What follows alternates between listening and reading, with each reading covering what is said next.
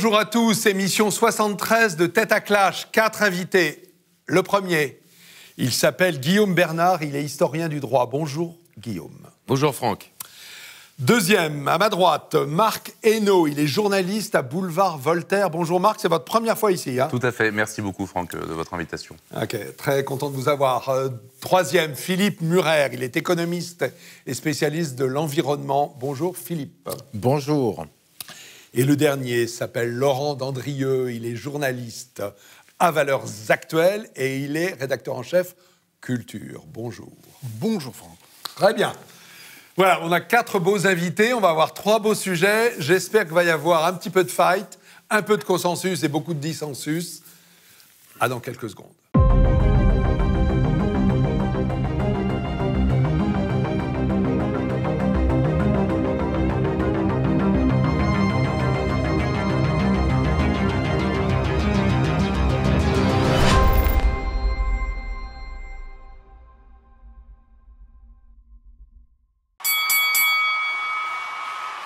Voilà, sujet numéro 1.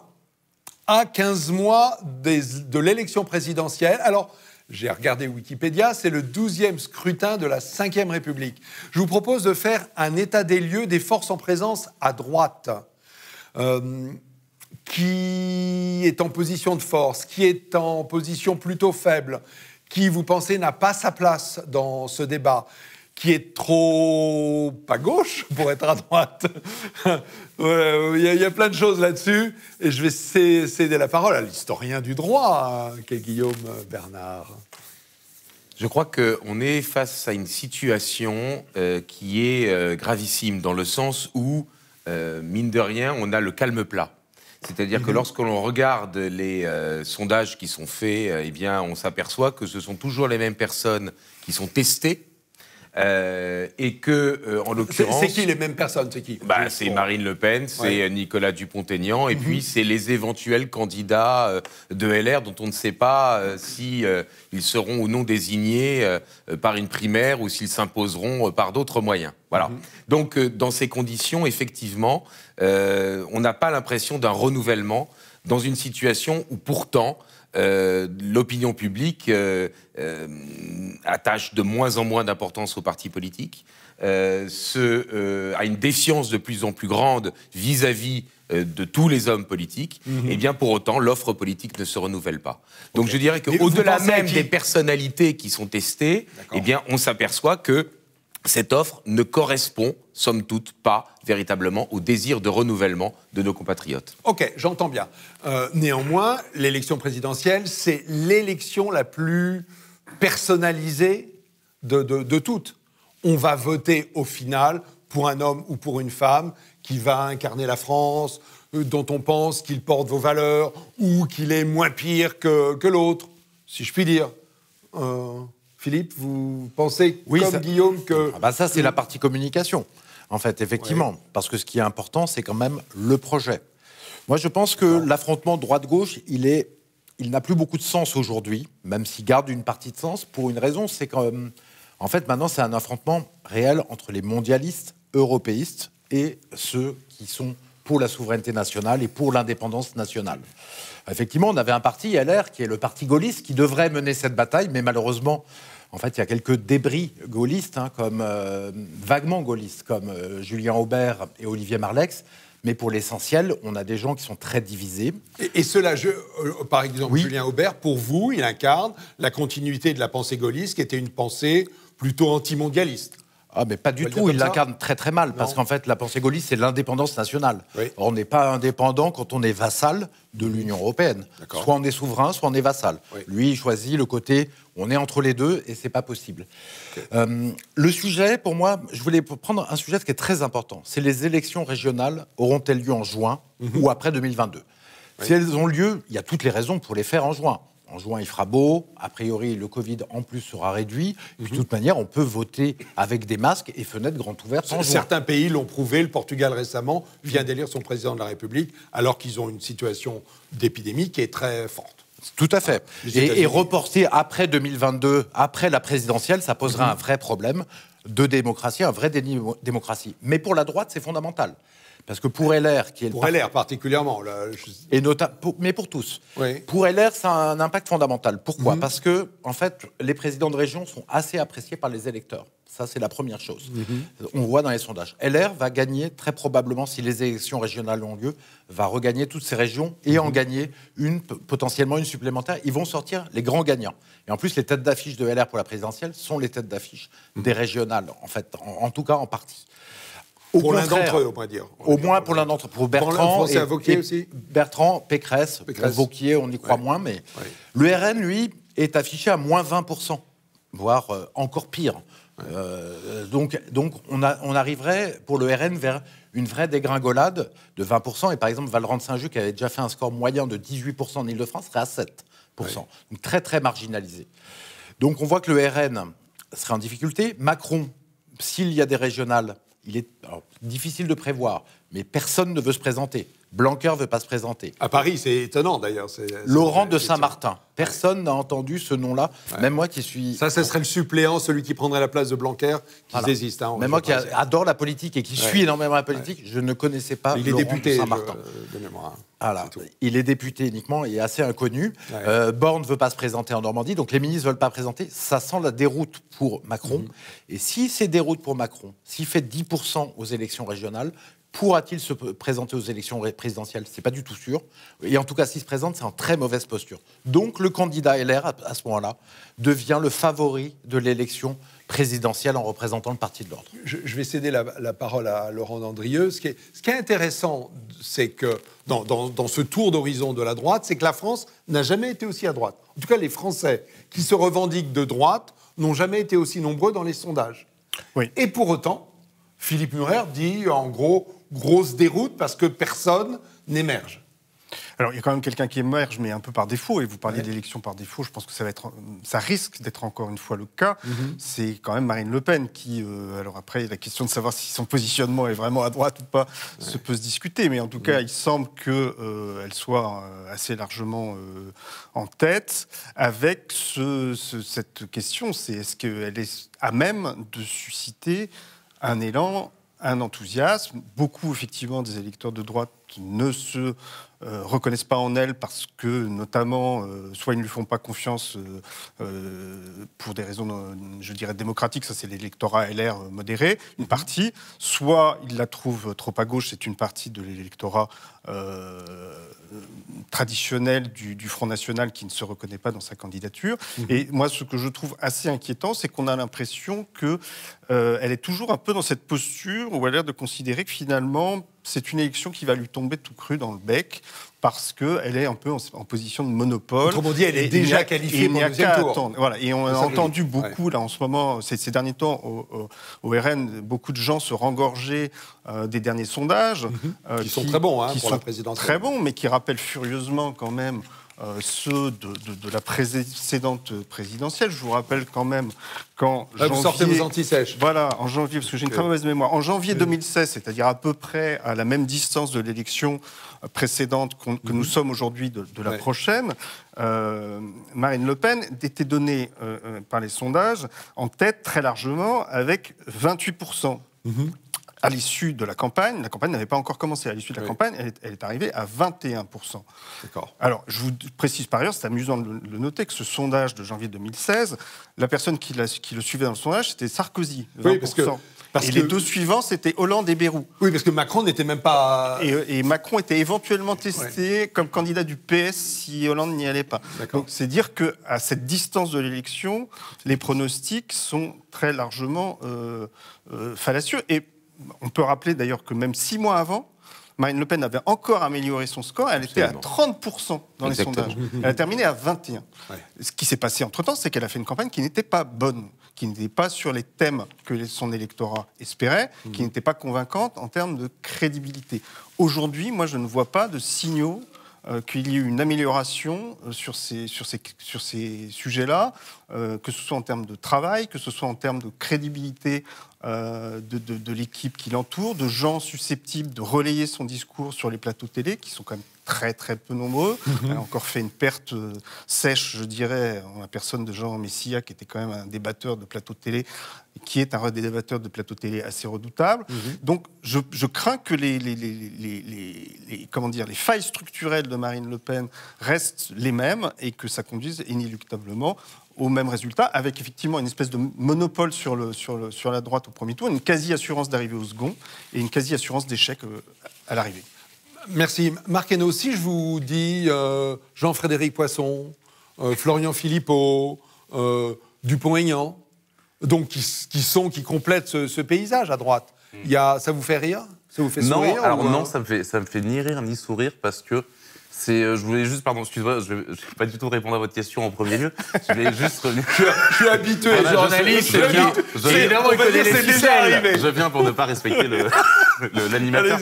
Non, très sérieusement, il y a quelque chose qui est très intéressant dans ce que vous avez soulevé sur les régionales, c'est que les deux partis qui vont a priori faire le duel du second tour, c'est-à-dire le Rassemblement national et la République en marche, Emmanuel Macron et Marine Le Pen, sont les deux perdants annoncés des régionales.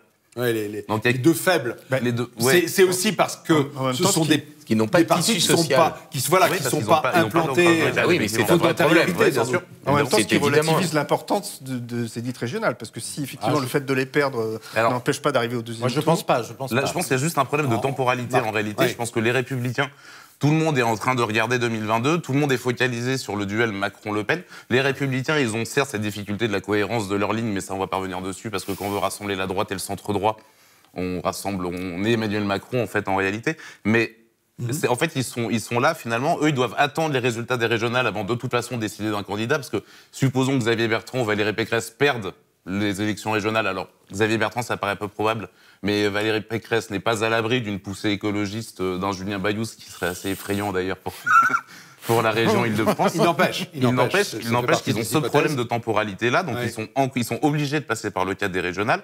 Ils sont bloqués entre une primaire qui est quand même l'antithèse de ce qui est la droite historiquement dans son organisation, et en plus, ils ont... René Raymond aurait dit que une partie de la droite était aussi composée de gens qui avaient envie de négocier et de ne pas imposer un chef. Il y en a aussi, effectivement, vous avez raison. Et là où justement où le scénario pêche, c'est que la droite est à la recherche d'un chef. Et ça, on va pas revenir sur le fantôme de Nicolas Sarkozy qui continue à planer sur les Républicains. Mais en fait, c'est une réalité. La question, c'est pas de savoir est-ce que Nicolas Sarkozy peut être élu ou est-ce que Nicolas Sarkozy est un chef idéal pour la droite. Il est encore le chef des Républicains.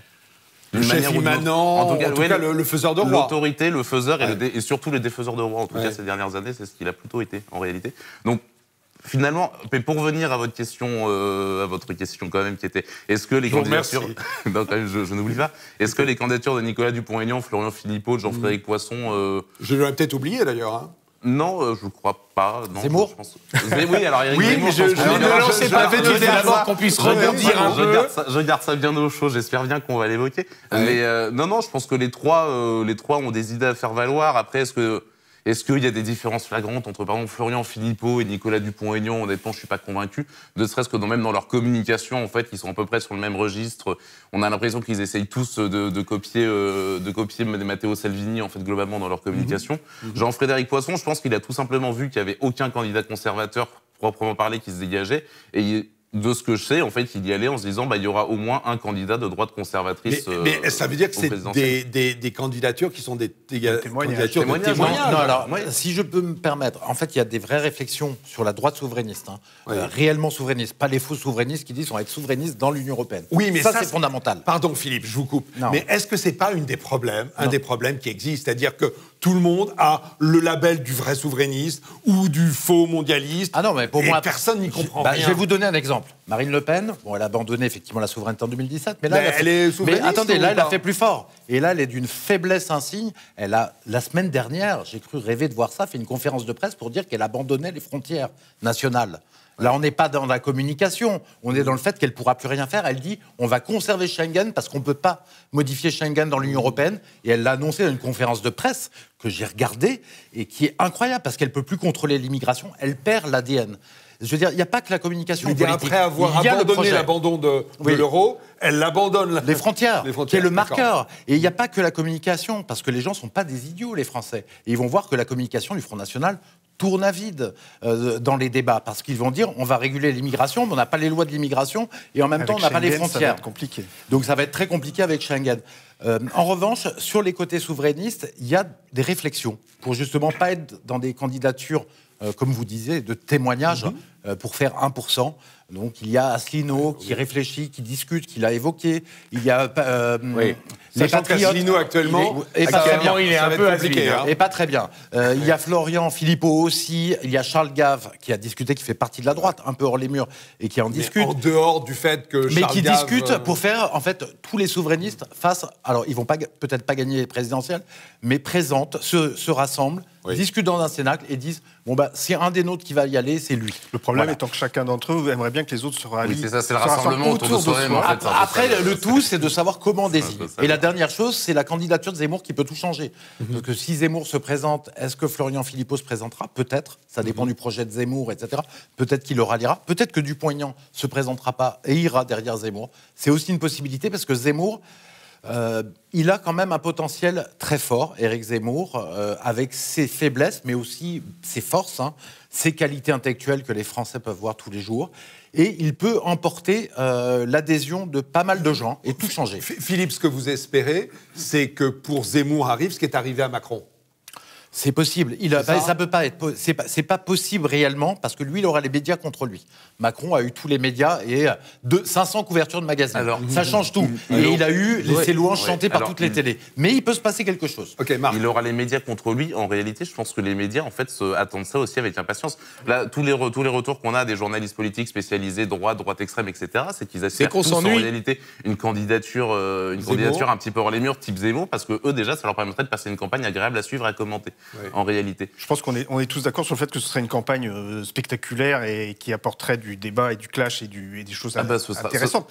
Après, la question est de savoir s'il est crédible dans ce rôle-là. C'est-à-dire que je l'admire énormément et j'admire son courage, j'admire la puissance de ses analyses. Mais c'est quelqu'un qui pose des diagnostics. C'est quelqu'un qui, on l'a bien vu à la Convention de la droite, qui a du mal à sortir de son rôle de critique, de dire tout va mal, on va vers le mur. Il a du mal à proposer des choses. Et pourquoi donc ? C'est une grande question. Et est-ce qu'il est capable effectivement de se transformer en candidat, c'est-à-dire vous voulez dire qu'il n'y pense pas tous les jours en se rasant ? Non, surtout je ne pense pas qu'il soit fait pour ça. C'est-à-dire que ça suppose lui, c'est un critique de la société dans laquelle nous vivons, des politiques qui sont menées. Est-ce qu'il est capable d'ouvrir un chemin autre ? Je ne suis pas certain que ce soit son charisme propre. C'est pas un reproche, chacun son charisme. Je pense que le sien, c'est pas celui-là. Je vais vous dire, il y a une chose qui me frappe depuis 20 minutes que nous parlons un petit peu moins. C'est que vous n'avez pas parlé de Marion Maréchal. Alors justement. Est-ce que vous n'en avez pas parlé parce que Zemmour... Parce qu'on parle des candidats. J'essaye depuis quelques minutes de prendre la parole, c'est compliqué. J'ai pas la vie. C'est très bien, posez-vous. Je crois que justement, voilà, c'est pour ça que j'avais commencé mon intervention en disant que c'est le calme plat, rien de nouveau. Et c'est ça le problème. Oui. C'est qu'effectivement, les instituts de sondage ne testent pas, par exemple, Jean-Frédéric Poisson, alors qu'il est, par exemple, sur un créneau politique qui, semble-t-il, est peut-être qu'ils ont pas des thermomètres assez précis. Ensuite, il y a le problème, si vous voulez, c'est qu'effectivement, Laurent Daudrillon en a parlé pour ce qui est du premier tour, je dirais la figure imposante, mais par défaut, de Marine Le Pen. C'est-à-dire que le Front National, enfin le Rassemblement National et Marine Le Pen, en sont arrivés à cette situation où, dans le fond, alors qu'ils étaient auparavant le parti dit anti-système ou le candidat anti-système, ils essayent aujourd'hui, et ils sont presque aujourd'hui devenus, finalement, une force, je dirais, du sérail, une force du système. C'est-à-dire que, et par conséquent, dans le fond, on peut comprendre qu'elle considère que, dans le fond, elle est un personnage incontournable, et que même si elle échoue la prochaine fois en 2022, il n'y a aucune raison qu'elle se retire. Parce que d'une certaine manière, je crois qu'il faut un peu percer l'abcès. Il y a tout un ensemble de personnes qui se disent, bon, alors c'est trop tôt. Marine Le Pen est trop omnipotente. Elle risque de faire un bon score au deuxième tour. Beaucoup moins parce qu'elle attirera que parce que la gauche ne se reportera pas sur Macron, ce qui fera descendre Macron et ce qui mécaniquement fera monter Marine Le Pen. C'est-à-dire que si elle est donnée à 48% Ceux qui vont à la tour, pêche font monter Marine évidemment, Le Pen. Oui. nécessairement, puisque la gauche ne se reportant plus sur Macron, eh bien, il y a mécaniquement une remontée de Marine Le Pen. C'est pour ça qu'elle est à 52-53 dans les sondages actuels de deuxième tour. Hein. 48, elle est plutôt à 48, Oui, et Macron, pardon, et Macron à excusez-moi, 52. bien sûr, pardon. Bon, donc ce qui fait que dans ces conditions-là, il est absolument pas impossible qu'elle continue après 2022. Et c'est pour ça que j'en reviens à ce que je voulais dire. Il faut percer l'abcès. Tout le monde, ou presque tout le monde, se dit que dans le fond, il va y avoir des candidatures de témoignages, Poisson, etc. Il va y avoir Marine Le Pen, elle va échouer, et enfin, la droite sera libérée de l'ombre du commandeur et va pouvoir effectivement se recomposer après 2022. Mais rien ne le dit. Malheureusement, rien ne le dit. Et par conséquent, je crois que le gros avantage d'une candidature Zemmour, même si elle échoue, c'est qu'elle obligera de toute façon la recomposition du spectre politique. C'est qu'elle obligera les partis politiques à arrêter de raisonner en termes d'intérêt de boutique. Et il y aura obligatoirement une recomposition sur la base des proximités doctrinales et non pas sur la base des simples intérêts partisans. Avec le risque que ni Marine Le Pen ni Éric Zemmour n'arrivent au deuxième tour, que les deux candidatures se neutralisent. Alors, il y a le précédent François Mitterrand. Hein. Bien sûr. François Mitterrand qui a échoué et qui a réussi à la fin. Est-ce que c'est pas aussi échecs consécutifs? Alors Marine Le Pen, pour dire les choses clairement, elle peut gagner. Objectivement, elle peut gagner la présidentielle. Le problème, c'est aura-t-elle une majorité parlementaire ? Déjà, aura-t-elle les troupes nécessaires pour présenter des candidats valables et des suppléants aux législatives ? On le voit bien aujourd'hui, le RN ne dispose peut-être pas des troupes nécessaires pour présenter des listes régionales. C'est d'ailleurs le problème au régional. Évidemment. Bien sûr. Et ce qui fait d'ailleurs que tous les partis politiques ont intérêt de repousser les régionales au-delà. Sauf LR. Sauf LR, puisque c'est la rampe de lancement. Oui. Si je me permets, Pécresse, Guillaume, moi je trouve que vous enterrez LR, et LR voudra peut-être s'auto-enterrer.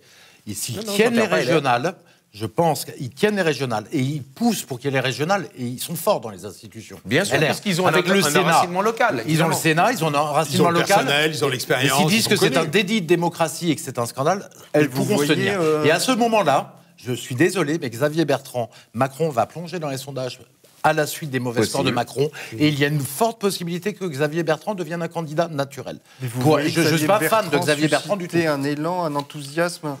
Pour les gens qui sont le parti de l'ordre, c'est-à-dire on bouge pas, c'est-à-dire qu'on continue, la France s'enfonce dans le Titanic, je vais vous dire, ça leur pose pas de problème.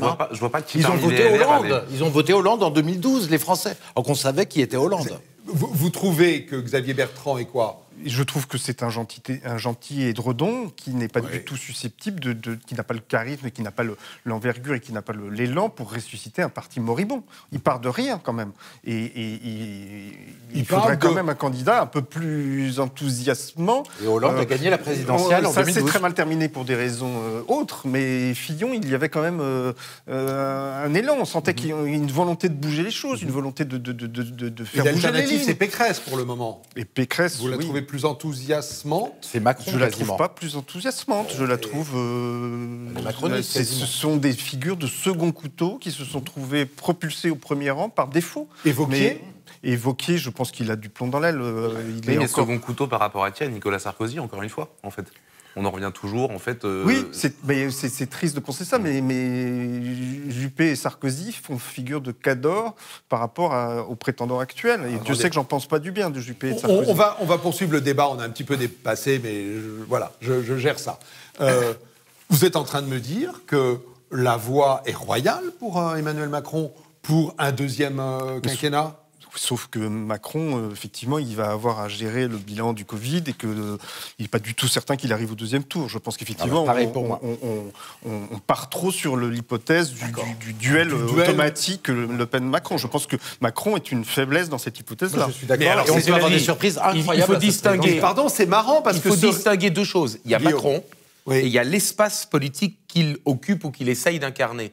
Rien ne dit qu'il n'y ait pas un remplaçant à Macron qui puisse occuper l'espace politique de la droite et de la gauche modérée, de la grande coalition à la française que le macronisme a cherché à incarner. Oui, mais et puis il y a un deuxième point, c'est qu'en revanche, effectivement, que Macron se retrouve dans une situation délicate et qu'on ait le second tour que naturellement on attendait en 2017, c'est-à-dire un second tour droite nationale, droite libérale, c'est-à-dire Fillon-Le Pen, simplement avec peut-être d'autres protagonistes. Ou une percée écologiste, toutes les hypothèses sont possibles. Hein. Ouais, je suis d'accord.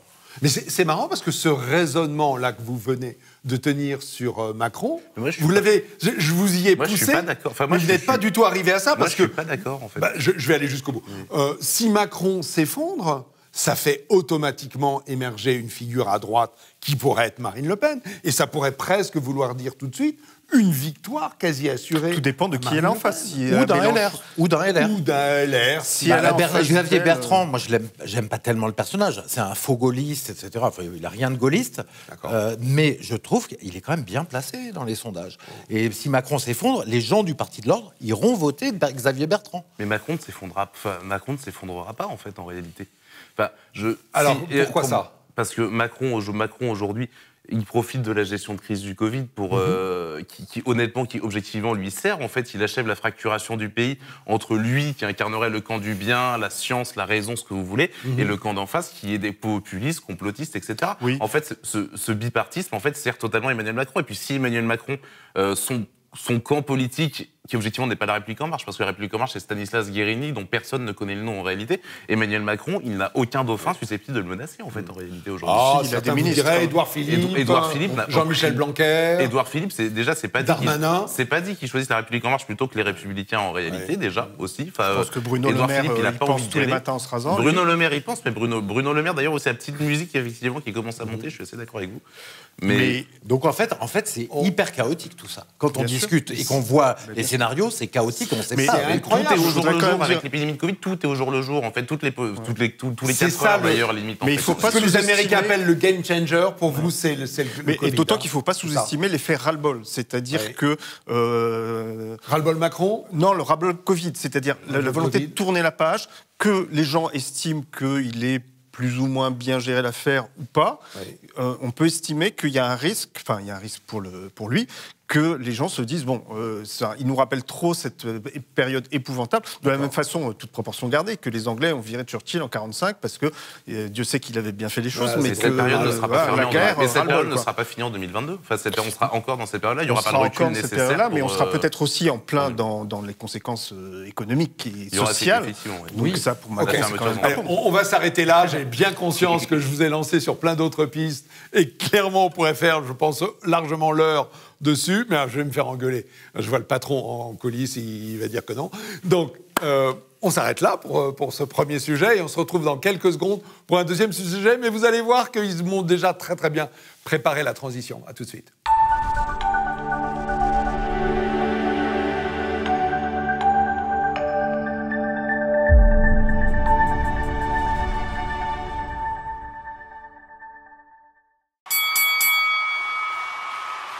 Sujet numéro 2, le confinement, son retour ou pas. En fait, ce qui s'est passé est assez étonnant. Contre toute attente, la pression médiatique, la pression des scientifiques, même la pression du gouvernement, Emmanuel Macron a décidé de ne pas reconfiner la France. Est-ce qu'il a bien fait ? Est-ce un tel risque politique que vous estimez qu'il va en pâtir ? Ou est-ce que finalement, c'est peut-être la carte qu'il a sortie au bon moment et qui va l'amener comme étant le vainqueur de ce virus et amener la France vers la sortie de crise. Allez, Laurent, je vous cède la parole en premier. Alors, il a dit qu'il ne reconfinait pas, mais il a dit pour le moment. Il n'a pas dit le confinement est une erreur, ça ne sert à rien.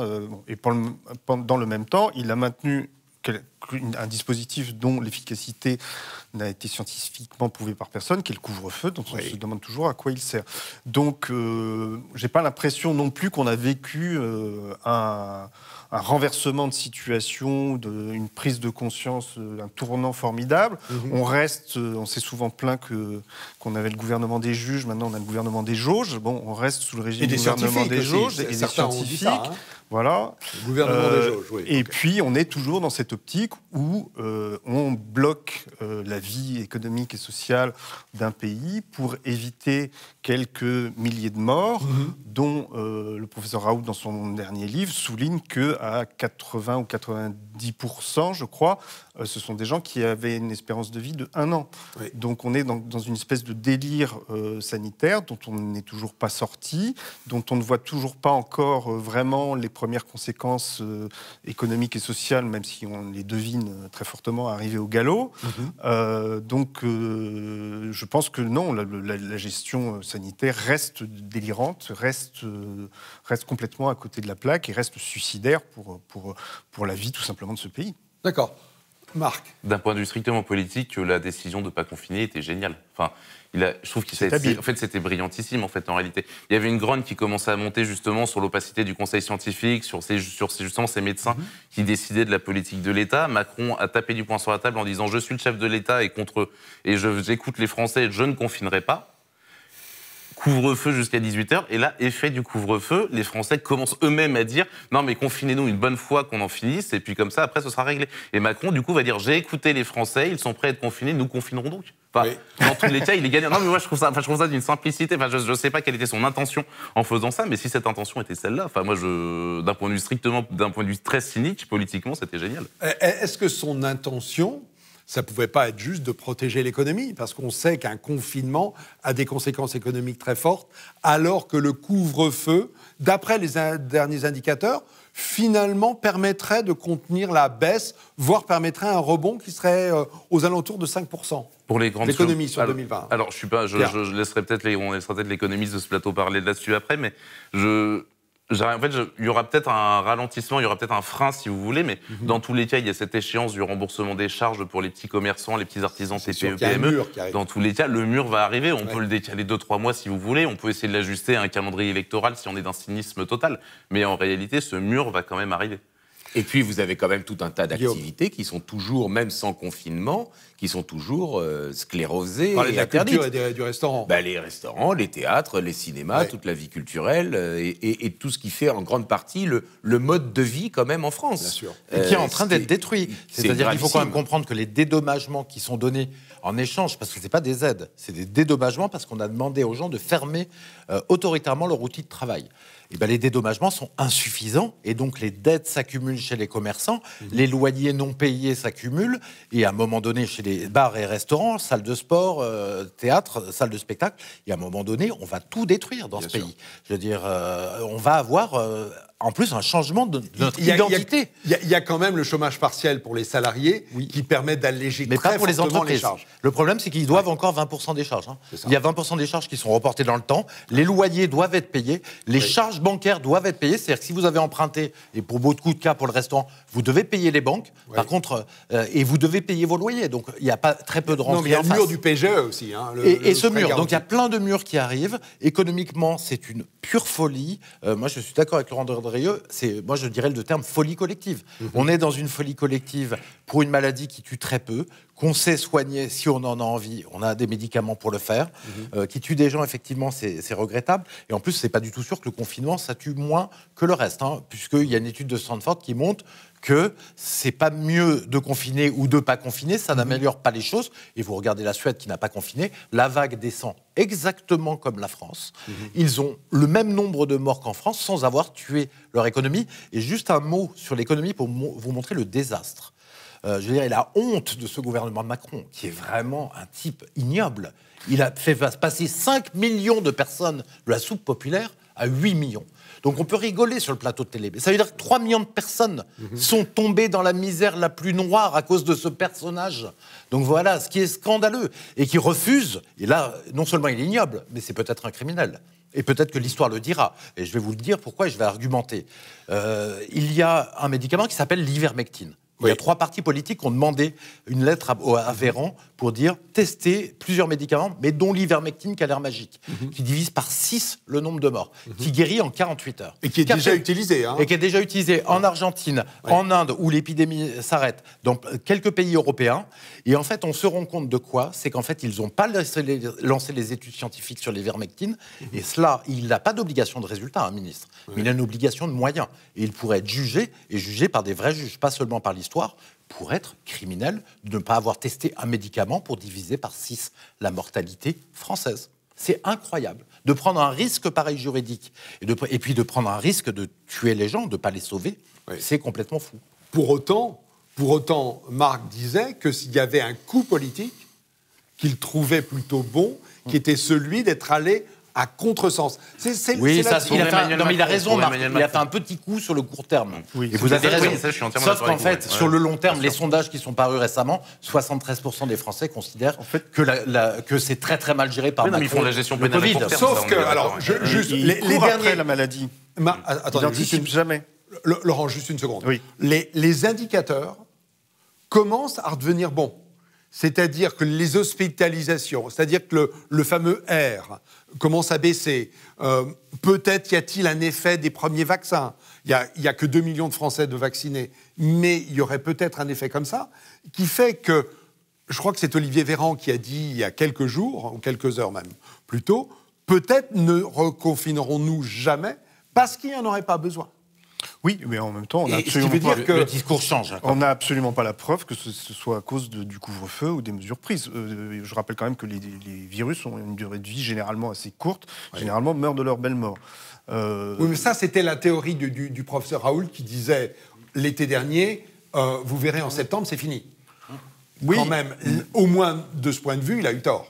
Il a eu tort sur le calendrier, c'est certain, mais après, voilà, on n'a pas du tout non plus la preuve que les mesures prises sont efficaces. Surtout, ce que je trouve très frappant, c'est que on fait tout ça pour éviter l'explosion du système hospitalier. Mm-hmm. Or, qu'est-ce qui se passe depuis 1 an? On n'a eu aucun effort pour améliorer la capacité d'accueil du système hospitalier, et on n'a eu aucun effort pour améliorer le grand angle mort, qui est la collaboration de l'hôpital avec la médecine privée. Mm-hmm. Le fameux scandale des lits vides, alors que les hôpitaux étaient saturés. Et donc, on trouve beaucoup plus simple de prendre des mesures qui sont des mesures typiquement françaises, c'est-à-dire administratives et bureaucratiques, c'est de interdire, enfermer, empêcher les gens de bouger. Mais par contre, prendre des mesures positives, je lisais que récemment, la région Île-de-France avait créé de son propre chef 500 places de réanimation. En plus, si la région peut le faire, pourquoi le ministre de la Santé nous explique que c'est impossible? Parce que ça prendrait des années pour former les réanimateurs. Oui. On est dans un espèce de délire où, en fait, ils se condamnent eux-mêmes, par courte vue, à courir après la maladie au lieu d'anticiper et de préparer l'avenir. Très, très juste. Oui. Moi, je crois que Guillaume Bernard. Malheureusement, beaucoup de nos compatriotes ne se rendent pas encore compte que le fameux coûte que coûte de Macron était, je dirais, sinon une escroquerie, du moins, je dirais, une impasse. Parce que le coûte que coûte, à un moment donné, il faudra bien le payer. Ce sera soit des impôts supplémentaires, soit pour le résorber de l'inflation. En tout cas, de toute façon, ça pèsera sur l'ensemble de la collectivité. Ouais. Et ce qui est insupportable, je dois le dire, je vais peut-être trop intellectualiser la chose, mais ce qui est tout de même extrêmement insupportable, c'est la dialectique, si vous voulez, de nous avons sauvé la vie, quitte à tuer en partie l'économie. Le problème, c'est que c'est une présentation fallacieuse. La vie, elle est tout autant effectivement la vie physique que la vie spirituelle. On nous a cornaqué la liberté de culte, que la vie sociale, que la vie amicale, que la vie économique. En fait, celle que l'on compte, le compte tous les jours qui arrive sur votre téléphone, c'est hier, plus de 80 000 morts. Et sans compter qu'en plus, en termes de nombre de morts, la France a été très mauvaise. C'est-à-dire qu'à la fois, ils ont tué la vie économique et une mortalité très grave. Alors, je crois qu'en fait, ça peut s'expliquer en partie par une démarche idéologique. Alors, on peut dire l'hygiénisme, mais tout simplement je dirais, le principe même qui a été invoqué, c'est-à-dire le principe de précaution, qui est une escroquerie intellectuelle, que l'on présente comme étant l'équivalent de la prudence. Or, je crois que c'est l'antithèse de la prudence. La prudence, c'est confronté à une difficulté, à un souci, on fait un choix.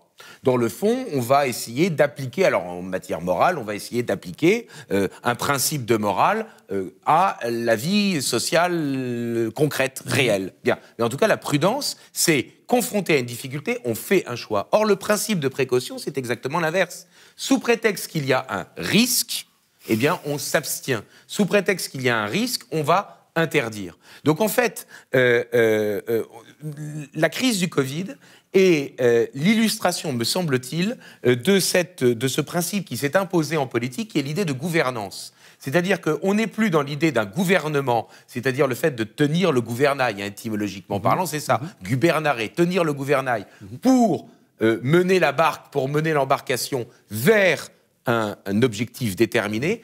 On est simplement limité dans des choix en fonction de ce qui est techniquement ou scientifiquement acceptable. C'est-à-dire que idéologiquement, on se ferme à toute autre possibilité que ce qui n'est pas considéré comme étant scientifiquement acceptable. J'entends et bien. Donc ça, il me semble que, au-delà même, c'était peut-être pour répondre à Philippe tout à l'heure, où dans l'ensemble j'étais d'accord, mais je ne suis pas certain qu'ils aient délibérément fait des choix politiques dont ils seraient responsables. Ils sont prisonniers d'une idéologie qui les conduit à cela. Vous avez raison. C'est-à-dire sur les vaccins, la gouvernance, d'une certaine manière la post-démocratie, tout ce qui fait que, ce ne sont plus des choix philosophiques, ce ne sont plus des choix politiques qui sont faits, mais des mesures qui sont soi-disant scientifiquement s'imposant à tous. Et donc, évidemment, si vous vous opposez à ces mesures, c'est que vous n'êtes pas rationnel, c'est que donc vous êtes complotiste. Et sur les vaccins, c'est parfaitement cohérent. Et sur les vaccins,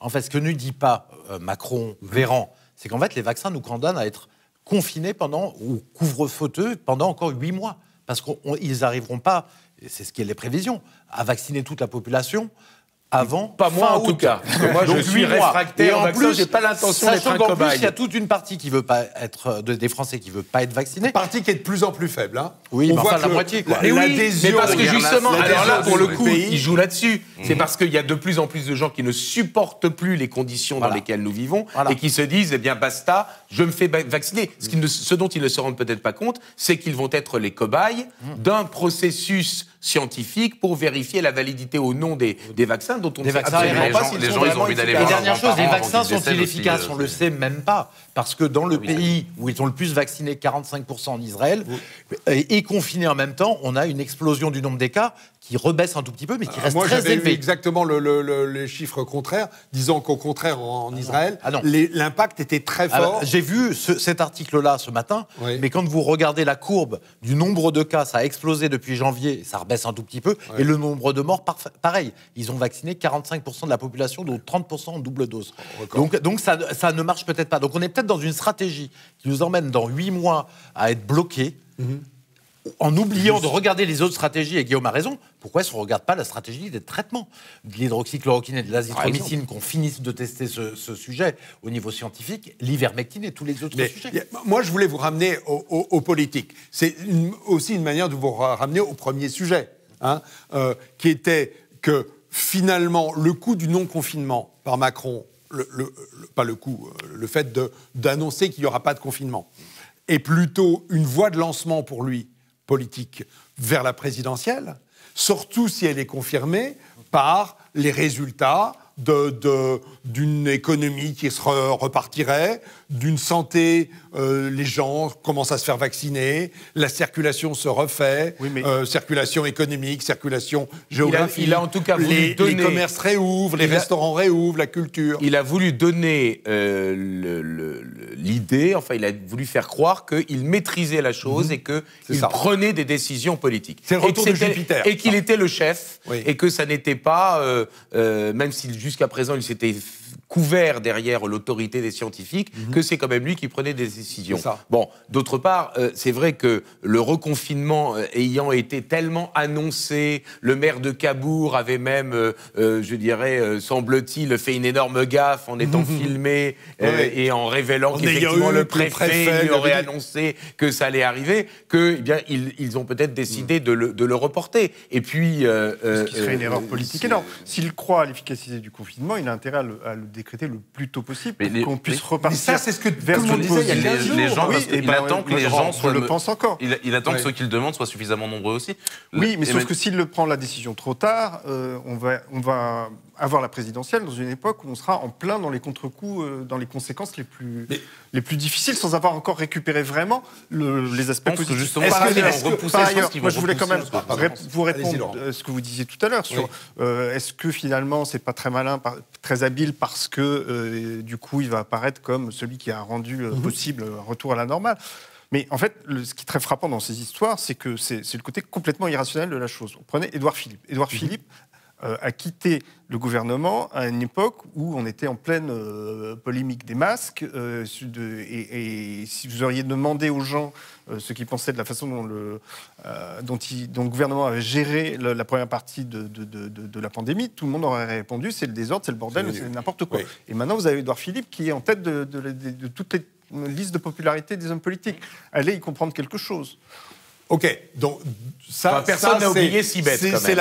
Oui, c'est vrai. Oui, mais Sibeth aurait du mal à être candidate à la présidentielle. Non, elle ne sera pas candidate, mais ils vont quand même la tirer comme un boulet. Oui, mais parce qu'on sait aussi que les Français, donc nous tous collectivement, avons la mémoire courte.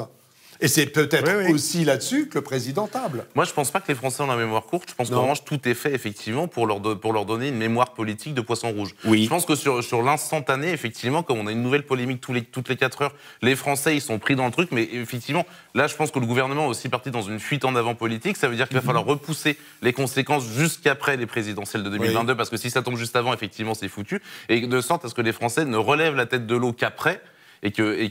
Parce que les Français, effectivement, je pense qu'il y a un fond où ils disent que cette crise est mal gérée, ils le savent, ils le disent, mais en même temps, je pense qu'il y a une forme de résignation aussi, où en fait, on parlait justement là des gens qui vont finir par tous se faire vacciner, même s'ils sont contre, parce qu'en fait, ils ont envie aussi d'embrasser leurs grands-parents avant que ceux-ci décèdent.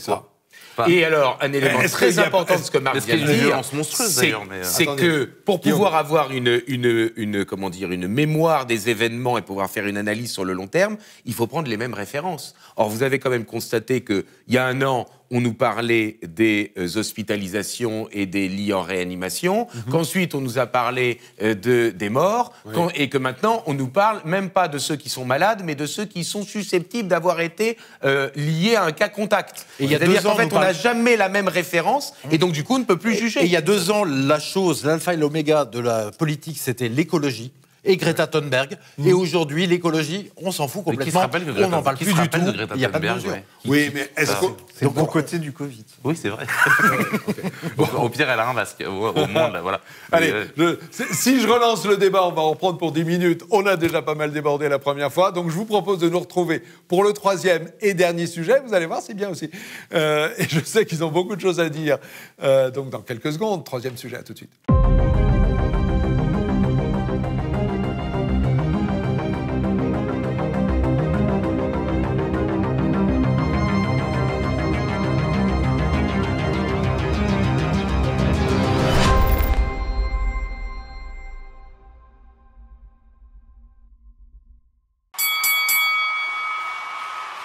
Poutine-Navalny, le nouveau match qui se déroule en Russie.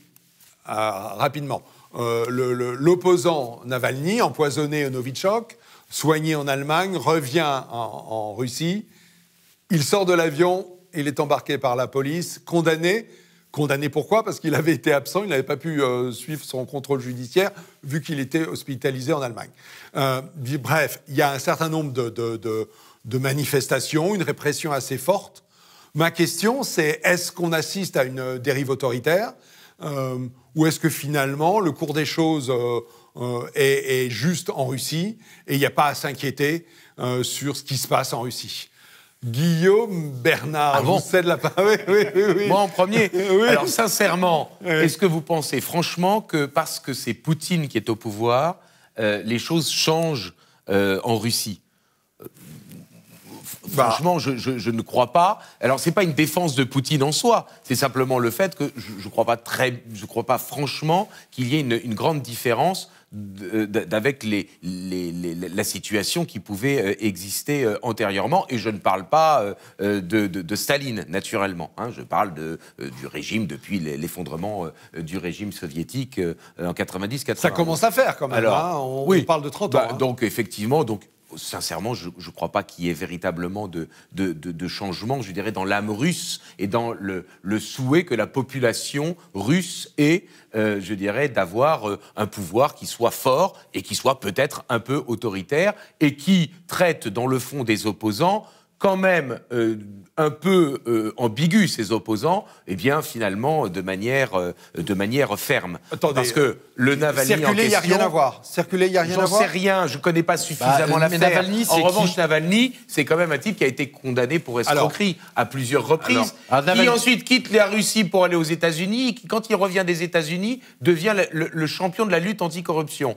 Qu'il y ait de la corruption aux États-Unis, pardon, qu'il y ait de la corruption en Russie, qu'il y ait, je dirais, des fortunes colossales qui ont été faites, et de manière, je dirais, inadmissible, parce que par des biais de privatisation d'entreprises, etc., dans les années qui ont suivi la chute du régime, c'est évident. Mais que Navalny se présente comme étant le champion de l'anticorruption, moi, j'avoue que je suis un peu dubitatif. Donc, je n'excuse pas Poutine, mais je ne pense pas que Navalny soit la blanche colombe. Ok. Navalny, je sais que vous avez un dossier sur Navalny. Ouais, j'ai un petit peu étudié, je ne l'avais pas fait, mais là j'ai étudié, j'ai regardé, j'ai cherché des sources sur Navalny, parce qu'effectivement je trouvais ça intéressant de savoir qui c'était. Est-ce que c'est l'opposant numéro 1 déjà, comme on nous le présente dans les médias? J'ai regardé les dernières élections législatives, présidentielles, Poutine, il a 50%. Il n'a pas 90%, il a 50% de son parti. Ensuite, on trouve le Parti communiste russe, 18%. Oui, il y a de la nostalgie en Russie. Ouais, pas du tout le narratif médiatique européen. Ensuite, on a un parti libéral russe qui fait 10%. Ensuite, on a un parti social-démocrate qui fait 5%. En fait, on n'a pas du tout de gens qui... Navalny représente rien, puisqu'il faut savoir que son programme politique, c'est rejoindre l'Union européenne et à se rapprocher de l'OTAN. Donc on imagine bien d'ailleurs que ça ne correspond pas du tout à l'âme russe, pour répondre à Guillaume Bernard, et qu'en plus, c'est complètement absent du panel politique parce que ça n'intéresse pas les Russes. Ensuite, Navalny, par contre, est quelqu'un de profondément corrompu. Et là, c'est très gênant. Sauf que... Attendez, je vous donne les éléments, parce que c'est énorme. C'est énorme quand vous faites des recherches. Première chose, en fait, quand il apparaît, il est inconnu au niveau politique, il apparaît comme conseiller politique d'une région c'est un russe. entrepreneur. Ouais. Non. Avec son frère, c'est... Oui, vous allez voir, c'est énorme. Et qui avait escroqué Yves Rocher, d'ailleurs. Donc, justement, c'est ça le truc. C'est qu'en fait, qui s'est désisté. En 2009, il est inconnu au bataillon, il est nommé conseiller politique de la région de Kirov, du gouverneur de Kirov, qui lui-même est nommé par un proche de Poutine, qui est Medvedev, à l'époque, qui est président. Alors là, ils font n'importe quoi là-bas, et notamment Navalny. Il est impliqué dans une vente d'entreprises d'alcool public qui est privatisée pour une bouchée de pain, effectivement. Ça, c'était ce qui se passait en Russie dans les années 90, mais Poutine avait dit... C'est le système de privatisation qui a abouti à créer les oligarques. Changements de pouvoir des oligarques et beaucoup de richesses. Et totalement injuste, et Poutine avait dit, on arrête avec ça. Ouais. Donc, il y a eu quand même une des personnes, Navalny est mouillé, mais une des personnes est recherchée par Interpol. C'est pas Poutine, Interpol, c'est la justice internationale. Ouais. Ensuite, il y a l'affaire d'une entreprise forestière. De Kirov Kies. Qu'est-ce qu'il fait? Il privatise les profits. C'est-à-dire qu'en fait, il est conseiller public de la région, mais qu'est-ce qu'il fait? Il prend les profits en disant, cette société va être obligée de me vendre à moi, à mon entreprise, et moi, je vais prendre tous les profits et je revends le bois. Troisième chose, l'affaire Yves Rocher, qui est énorme, c'est-à-dire qu'Yves Rocher, son frère, et là, c'est pas lui, c'est lui et son frère. Son frère est quelqu'un qui travaille à la poste russe, dirigeant de la plateforme qui marche le mieux de la poste russe à Moscou. Yves Rocher en a besoin. Il va voir le frère de Navalny. Son frère lui dit prenez cette entreprise, on va faire tout le travail, mais d'abord vous nous amenez tout ça au centre de la Poste. Et là, vous allez utiliser l'entreprise, telle entreprise. Cette entreprise est montée par Navalny et son frère. C'est vraiment de l'abus de biens publics total. Et là-dessus, Yves Rocher, un Français, porte plainte. On se rend compte qu'il y a 400 000 € de surfacturation et il prend 3 ans et demi de prison avec son frère. Ouais. Donc voilà. Ensuite, il part à Yale, où il se fait former par les camarades... Yale, c'est une université aux États-Unis. Les camarades mondiaux de Yale, Yale World Fellows, et en fait, il reçoit les valeurs américaines et il devient le champion de la lutte anticorruption. Foutage de gueule Okay, énorme. Ça c'est le dossier contre Navalny. Alors, oui. Il n'empêche que, je m'adresse à vous, Laurent, il y a des manifestations dans le pays qui réclament contre son emprisonnement, contre le fait qu'on ne puisse pas manifester librement, contre le manque de démocratie. Ça, c'est une réalité russe, non? C'est une réalité russe, mais ça est une réalité française aussi bien. Hein. Je vous rappelle les Gilets jaunes, la liberté de manifestation. Vous faites un parallèle entre les deux? Non, je dis que quand on nous dit c'est atroce ce qui se passe en Russie aujourd'hui, c'est pas tellement plus atroce que ce qui s'est passé au niveau des Gilets jaunes. D'accord. Voilà. Moi, sur Navalny, je voudrais dire deux choses. La première chose, c'est effectivement, moi, je reste quand même assez dubitatif sur ces histoires d'empoisonnement. À qui profite le crime? Il a été empoisonné, c'est un fait. Mais par qui? Oui, d'abord par qui? Ensuite, moi, je suis désolé, mais que Poutine élimine des opposants qui font effectivement quelques pourcents dans les élections avec des poisons ultra visibles qu'on laisse quasiment sur la table de nuit, ça me paraît assez douteux. Le FSB a baissé de niveau. Il se trouve quand même que la principale réaction occidentale à ces événements, juste après avoir dit Poutine est un affreux, c'est on va arrêter Nord Stream, le pipeline gazier qui permet d'alimenter l'Europe occidentale. C'est pas non, fait. mais c'est un accord enjeu. allemand. C'est l'enjeu. C'est l'enjeu. Oui. C'est le véritable enjeu de cette affaire. Et donc, moi, je suis quand même étonné de voir qu'effectivement, la main des services occidentaux n'est jamais désignée. On est quand même passé d'une situation dans les années 70, quand j'étais petit, c'était la CIA. Dès qu'il y avait un bordel dans le monde, c'était la CIA qui était derrière. Là, aujourd'hui, maintenant, c'est le FSB. Ils ne s'occupent plus de rien. C'est le KGB, on va et dire. ils ont les mains propres. Moi, Ouais. je trouve ça un peu étonnant. La deuxième chose, c'est aussi cette focalisation sur la Russie et sur Poutine autoritaire. Je veux bien qu'il y ait des choses à critiquer et qu'on puisse se poser des questions sur la façon dont il dirige cet immense pays. Mais pendant ce temps-là, on ne s'occupe pas de la Chine. La Chine met Hong Kong au pas. Des hommes d'affaires sont mis en prison, disparaissent. Des évêques sont Jack arrêtés Ma. parce qu'ils ont eu une petite phrase. Macron ne s'en soucie pas. Joe Biden s'en soucie à peine. Tout à coup, il n'y a que la Russie, on a l'impression qu'il n'y a que la Russie où il y a des problèmes de démocratie. C'est le nouveau Satan. Ben, bien sûr, plus c'est le simple. nouveau Satan parce que cette opposition à Poutine est instrumentalisée au nom d'intérêts géopolitiques, d'intérêts économiques qui n'ont que malheureusement qu'assez peu de choses à voir avec la démocratie. Marc, est-ce que vous avez regardé le film qui a été mis en ligne par Navalny et son organisation sur le fameux palais de Poutine qui aurait coûté 1 milliard, 7000 hectares et qui aurait été vu. Je vais peut-être faire le sondage autour de cette table. Parce que ce film, qui dure 1h20 dans la version mise en ligne et accessible en France, aurait été vu par une centaine de millions de Russes. Oui, apparemment. Alors, oui. Hein, mais ouais. est-ce que, enfin, la question en fait c'est. Vous l'avez regardé? Non, je l'ai pas vu malheureusement. non. Vous l'avez regardé? Moi, j'en ai vu des extraits et je dois reconnaître humblement que je l'ai vu parce que j'ai un camarade qui s'appelle Xavier Moreau qui dirige nous Stratpol et qui m'a dit de le regarder pour me D'accord. faire une opinion sur le sujet. Laurent. Et donc, je reconnais que mon analyse de Navalny est un peu biaisée par les contacts que j'ai là-bas. Je veux pas qu'on pique la parole, c'est mon mine. Ah non, attendez, vous allez. D'accord. Attendez, vous êtes bavard. Marc a été Non, il est extrêmement professeur sage. d'université. Je faisais un tout à fait différent. sondage, mais c'était pas pour que vous le Donc, j'en ai piquiez la vu parole. des extraits. Ok, Voilà. Laurent Dandrieux. Moi, je Vous ne l'ai pas l'avez vu, j'ai juste cru comprendre que c'était des accusations sans preuve. D'accord. Moi, j'ai vu des extraits et j'ai cru comprendre que cet hôtel appartenait à un milliardaire russe qui s'appelle Rothenberg et qui veut le transformer en hôtel de luxe. D'accord. Ok, alors je reviens, vous ne l'avez pas vu, moi je l'ai regardé en partie comme vous. C'est assez intéressant parce qu'en réalité, c'est un film qui repasse toute la carrière de Poutine. Absolument. Et qui commence au pied d'un immeuble où Poutine aurait habité à Dresde, je crois, donc dans l'ancienne Allemagne de l'Est. Quand il Bref. était là-bas pour le KGB, bien Allez, sûr. Marc, pardon. Hein. Allez-y. Non, mais en fait, est-ce qu'il y a une dérive autoritaire de Poutine? C'est ça Non. la question originelle. Non, la Russie de Poutine fonctionne comme elle a toujours fonctionné en réalité. Ouais. Je me suis amusé, c'était pas très drôle, mais je suis allé un peu le regarder justement tous les empoisonnements, les assassinats, les disparitions, notamment de journalistes en Russie. Ouais. C'est incroyable. Enfin, ça arrive même assez régulièrement. Il y a je sais plus quel journaliste Bien sûr. qui serait tombé d'un pont dans la Volga prise par la glace et au moment de l'enquête, le porte-parole de la police nous explique que, manque de bol, les caméras de vidéosurveillance étaient hors service ce jour-là. Ouais. Et une autre journaliste trouvée tuée dans sa cage d'immeuble. Il y a les douilles de Tokarev, qui est quand même le pistolet standard de la police du FSB, qui sont bien laissés en évidence. Ce que je veux dire, c'est que le pouvoir russe, a priori, ils n'ont jamais trop rechigné à laisser une signature en disant oui, c'est nous, et malheur à ceux qui essaieraient. Par contre, il y a quelque chose. C'est une manière de prouver son pouvoir à être terrorisé. Et ce qui est dans une logique où effectivement le pouvoir russe est un pouvoir parmi d'autres en Russie, avec plusieurs camps d'oligarques, etc. Est-ce qu'Alexeï Navalny est un agent de l'étranger, entre guillemets, qui est là pour lutter contre les intérêts de la Russie au profit d'intérêts étrangers? Ça paraît assez probable. Ça paraît assez probable, effectivement, dans une certaine mesure. Est-ce que Alexeï Navalny... En fait, j'ai du mal à imaginer le FSB, en fait, effectivement, tenter d'empoisonner Navalny. Un opposant qui fait 1%. Finalement, voilà. Sauf que ce ne serait pas le premier à être mais enchaîner les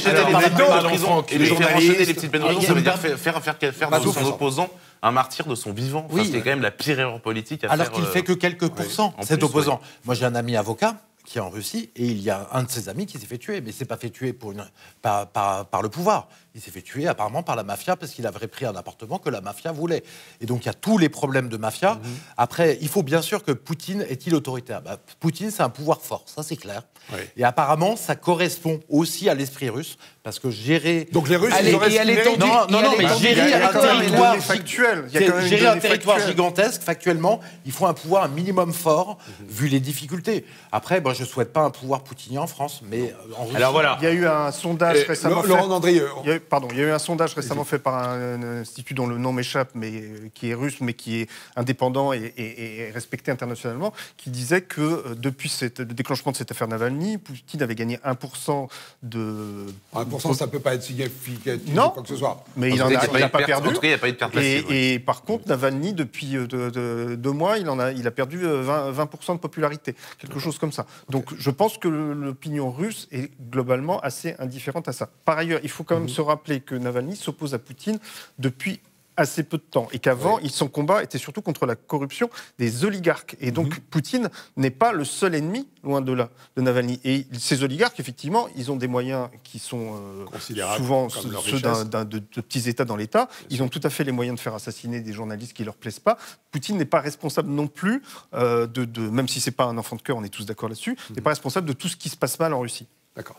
Ok, allez, Guillaume, vous allez conclure ce dernier quart d'heure. J'espère surtout de dire des choses consensuelles, mais je crois qu'elles sont importantes. Ce serait bien la première fois. Vous me flattez. Non, je crois qu'il faut, si vous voulez, on peut évidemment s'interroger sur le cas Navalny, mais il y avait un piège, d'une certaine manière, dans votre question, c'était est-ce que parce que on ne trouvait pas Navalny absolument extrêmement sympathique, que pour autant on approuvait toute Poutine. Je crois que dans le milieu politique, lorsqu'on s'intéresse à la politique, il faut éviter de tomber dans le manichéisme. C'est-à-dire qu'on a eu, fut un temps, un anti, je dirais, soviétisme absolu. Maintenant, on est tombé dans l'anti-américanisme et le pro-poutinisme absolu.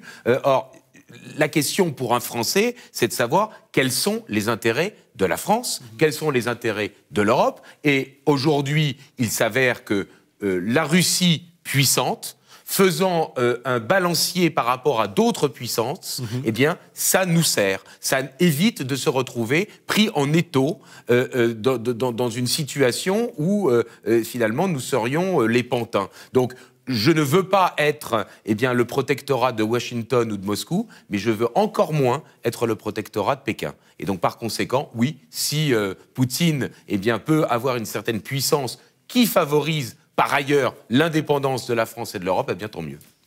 Mais ça s'appelle de la réalpolitik. Oui. Hein ? Ce qui est marrant, parce qu'à l'époque, la réalpolitik, c'était encore autre chose. Mais on en reparlera, parce que je suis certain que cette histoire en fait, d'équilibre des pouvoirs, de recomposition des forces politiques dans le monde, du basculement vers l'Est, tout ce dont on parle, qui a été annoncé maintes et maintes fois, on en reparlera. Je voulais vous remercier, messieurs, d'être venus. Merci à vous. Les premiers, j'espère, Merci. Les premières fois, vous deux. J'espère qu'on se reverra. Vous qui nous écoutez, parlez de nous autour de vous. Et rendez-vous dans 15 jours pour une 74e émission. Ce sera aussi chaud que d'habitude. À bientôt. Merci.